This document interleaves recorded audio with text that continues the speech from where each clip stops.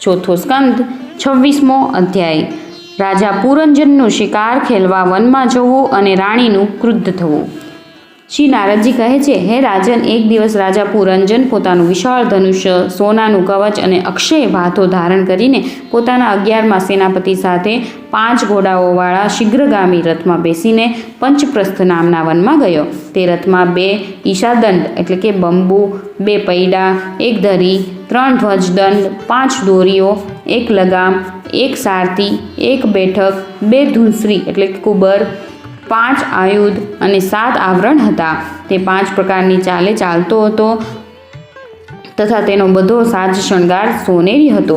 જોકે રાજા માટે પોતાની પ્રિયાને ક્ષણવાર પણ છોડવી મુશ્કેલ હતું, પણ તેને તે દિવસે શિકારનો એવો શોખ જાગ્યો કે તેની પણ પરવા નહીં કરીને ભારે ગર્વપૂર્વક ધનુષ્ય બાણ ચડાવીને શિકાર કરવા લાગ્યો।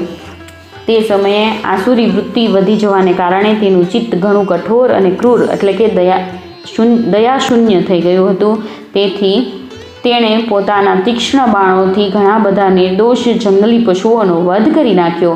જો રાજાની માંસમાં અત્યંત આસક્તિ હોય તો પણ તેણે કેવળ શાસ્ત્રોમાં બતાવેલા કર્મો કરવા માટે વનમાં જઈને જરૂરિયાત મુજબ અનિષિદ્ધ પશુઓનો વધ કરવો, વ્યર્થ પશુ હિંસા કરવી નહીં। શાસ્ત્ર આ પ્રમાણે ઉચ્છૃંખલ એટલે કે ઉદ્ધત પ્રવૃત્તિને નિયંત્રિત કરે છે। આ વાત જીવની જન્મ જન્માંતરથી ચાલી આવેલી હિંસા પ્રવૃત્તિ પર નિયંત્રણ કરવા માટે જ આ પ્રમાણે કહેવામાં આવી છે। શાસ્ત્ર અહિંસાનો જ સંદેશ આપે છે। હે રાજન, જે વિદ્વાન આ પ્રમાણે શાસ્ત્ર નિયત કર્મોનું આચરણ કરે છે તે તેવા કર્મોના અનુષ્ઠાનથી પ્રાપ્ત થતા જ્ઞાનના કારણભૂત કર્મોથી લેપાતો નથી।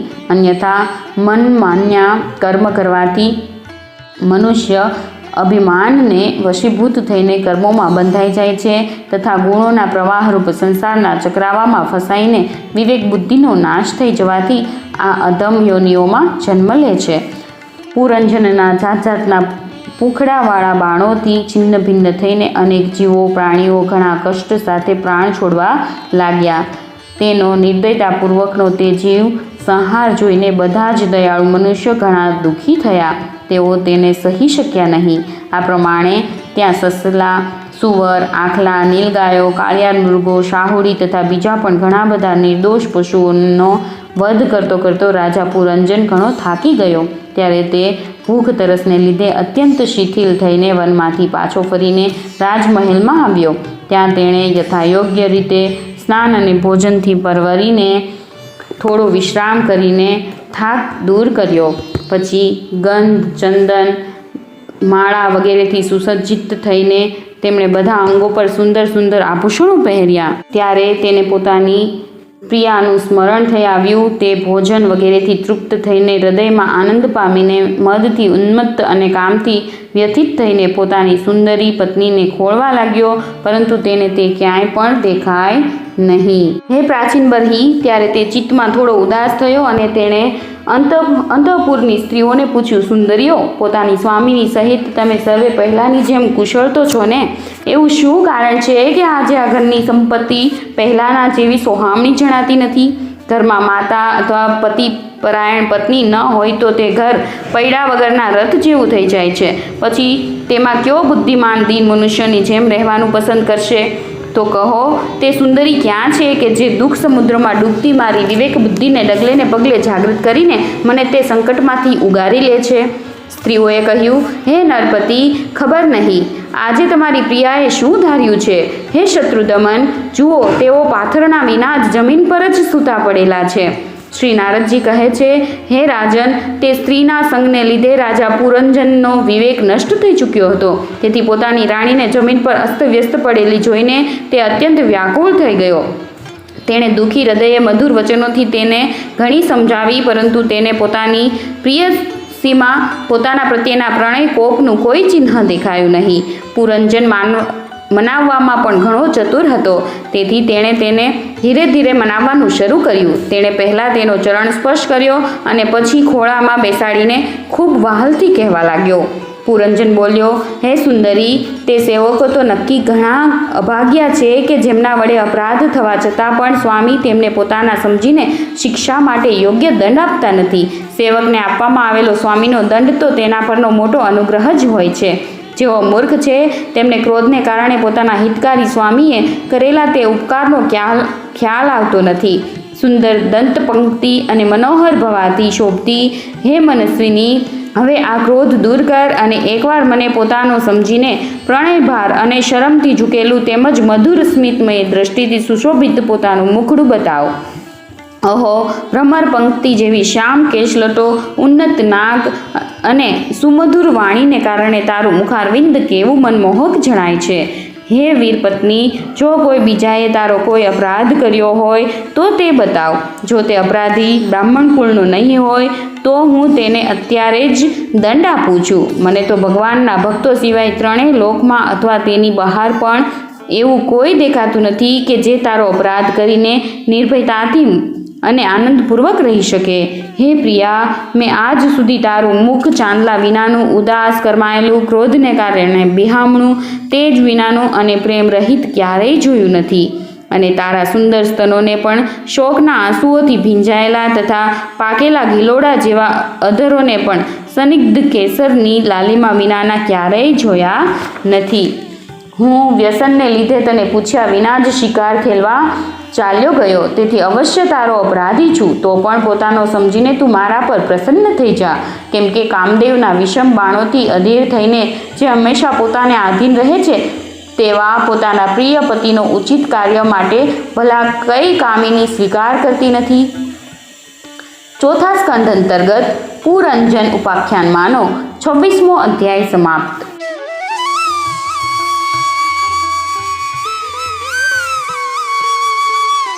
ચોથો સ્કંદ 27મો અધ્યાય પુરંજનપુરી પર ચંડવેગની ચડાઈ તથા કાળકન્યાનું ચરિત્ર. શ્રી નારદજી કહે છે, હે મહારાજ, આ પ્રમાણે તે સુંદરી અનેક નખરાથી પુરંજનને સંપૂર્ણપણે પોતાને વશ કરીને તેને આનંદિત કરતી રહીને વિહાર કરવા લાગી. તેણે સારી રીતે સ્નાન કરીને અનેક પ્રકારના માંગલિક શણગાર કર્યા તથા ભોજન વગેરેથી તૃપ્ત થઈને તે રાજા પાસે આવી.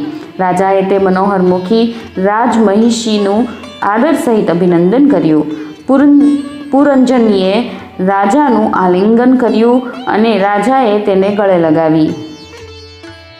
પછી એકાંતમાં મનને અનુકૂળ રહસ્યની વાતો કરતો કરતો તે એવો મોહિત થઈ ગયો કે તેનું કામિનીમાં જ ચિત્ત રમમાણ રહેવાને કારણે તેને દિવસ રાત્રિના ભેદપૂર્વક નિરંતર વીતતા જતા કાળની દુસ્તર ગતિનો પણ કોઈ ખ્યાલ રહ્યો નહીં.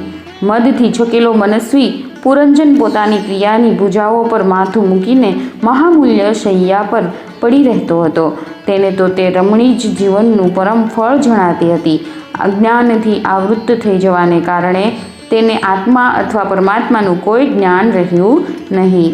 હે રાજન, આ પ્રમાણે કામાતુર ચિત્તથી તેની સાથે વિહાર કરતાં કરતાં રાજા પુરંજનની યુવાની અડધી ક્ષણની જેમ વીતી ગઈ.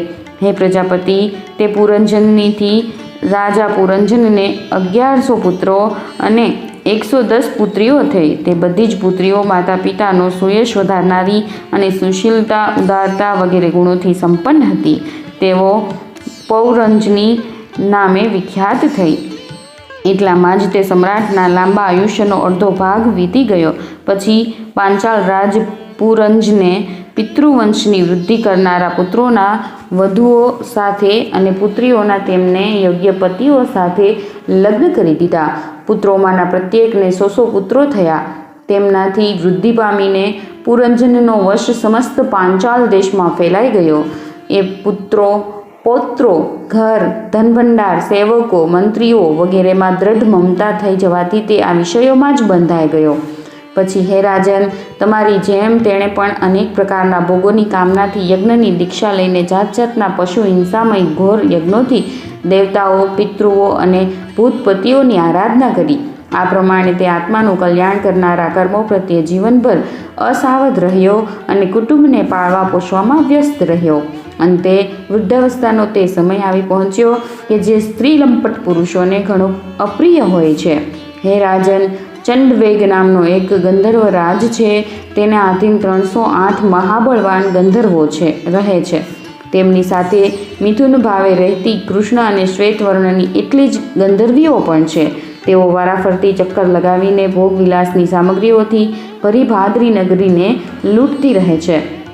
ગંધર્વરાજ ચંડવેગના તે અનુચરોએ જ્યારે રાજા પુરંજનના નગરને લૂંટવાનું શરૂ કર્યું ત્યારે તેમને 5 ફણાવાળા સર્પ પ્રજાગરે અટકાવ્યા. પુરંજનપુરીની રખેવાળી કરનારો આ મહાબળવાન સાપ 100 વર્ષ સુધી એકલો જ તે 720 ગંધર્વીઓ સાથે યુદ્ધ કરતો રહ્યો.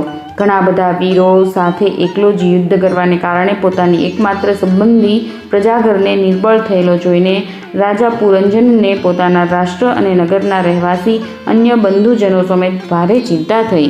તે આટલા દિવસો સુધી પાંચાલ દેશના તે નગરમાં પોતાના દૂતો વડે લવાયેલો કર લઈને વિષય ભોગોમાં મસ્ત રહ્યો હતો. સ્ત્રીને વશ રહેવાને કારણે આ અચૂક આવી પડનારા ભયનો તેને ખ્યાલ જ ન આવ્યો. હે બહિષ્મન, તે જ દિવસોમાં કાળની એક પુત્રી વરની શોધમાં 3 લોકમાં ભટકતી રહી, તો પણ તેને કોઈએ અપનાવી નહીં. તે કાળકન્યા વૃદ્ધાવસ્થા ઘણી ભાગ્યહીન હતી, તેથી લોકો તેને દુર્ભગા કહેતા હતા. એકવાર રાજર્ષિ પુરુએ પિતાને પોતાનું યૌવન આપવા માટે પોતાની મરજીથી જ તેનું વરણ કર્યું હતું. એનાથી પ્રસન્ન થઈને તેણે તેમને રાજ્ય પ્રાપ્તિનું વરદાન આપ્યું હતું. એક દિવસ હું બ્રહ્મલોકમાંથી પૃથ્વી પર આવ્યો તો તે ફરતી ફરતી મને જ મળી ગઈ. ત્યારે તેણે મને નૈષ્ઠિક બ્રહ્મચારી જાણવા છતાં પણ પોતે કામાતુર હોવાને કારણે વરવાની ઈચ્છા કરી. મેં તેની પ્રાર્થનાનો સ્વીકાર કર્યો નહીં. તેથી તેણે અત્યંત ક્રુદ્ધ થઈને મને એવો દુઃસહ શાપ આપ્યો કે તમે મારી પ્રાર્થનાનો સ્વીકાર કર્યો નથી, તેથી તમે એક સ્થળે વધુ સમય સુધી રહી શકશો નહીં. ત્યારે મારા તરફથી નિરાશ થઈને તે કન્યાએ મારી સંમતિથી યવનરાજભયની પાસે જઈને તેનું પતિ તરીકે વરણ કર્યું અને કહ્યું, વીરવર, તમે યવનોમાંથી શ્રેષ્ઠ છો. હું તમને પ્રેમ કરું છું અને પતિ બનાવવા ઈચ્છું છું. તમારા પ્રત્યે કરાયેલો જીવોનો સંકલ્પ ક્યારેય અસફળ થતો નથી. જે મનુષ્ય સંસાર અને શાસ્ત્રની દૃષ્ટિએ આપવા યોગ્ય વસ્તુનું દાન કરતો નથી અને જે શાસ્ત્ર દ્રષ્ટિએ અધિકારી હોવા છતાં પણ આવું દાન લેતો નથી, તે બંને જણ દુરાગ્રહી અને મૂઢ છે. તેથી શોચનીય છે. હે ભદ્ર, આ સમયે હું તમારી સેવામાં ઉપસ્થિત થઈ છું. તમે મારો સ્વીકાર કરીને મને અનુગૃહિત કરો. મનુષ્યનો સૌથી મોટો ધર્મ દિનજનો પર દયા કરવી એ જ છે. કાળકન્યાની વાત સાંભળીને યવનરાજે વિધાતાનું એક ગુપ્ત કાર્ય કરાવવાની ઈચ્છાથી હસતા હસતા તેને કહ્યું, મેં યોગ દૃષ્ટિથી જોઈને તારા માટે એક પતિ નક્કી કર્યો છે. તું બધાનું અનિષ્ટ કરનારી છે, તેથી કોઈને પણ ગમતી નથી અને તેથી જ લોકો તારો સ્વીકાર કરતા નથી. તેથી આ કર્મજનિત સંસારને તું અલક્ષિત થઈને પરાણે ભોગવ. તું મારી સેના લઈને જા. તેની મદદથી તું સમસ્ત પ્રજાનો નાશ કરવામાં સમર્થ થઈશ. કોઈ પણ તારો પ્રતિકાર કરી શકશે નહીં. આ પ્રજવાર નામનો મારો ભાઈ છે અને તું મારી બહેન બની જા. તમારા બંનેની સાથે હું અપ્રગટ ગતિથી ભયંકર સેના લઈને સમસ્ત લોકોમાં વિચરણ કરીશ. ચોથા સ્કંદ અંતર્ગત પુરંજન ઉપાખ્યાનમાંનો 27મો અધ્યાય સમાપ્ત.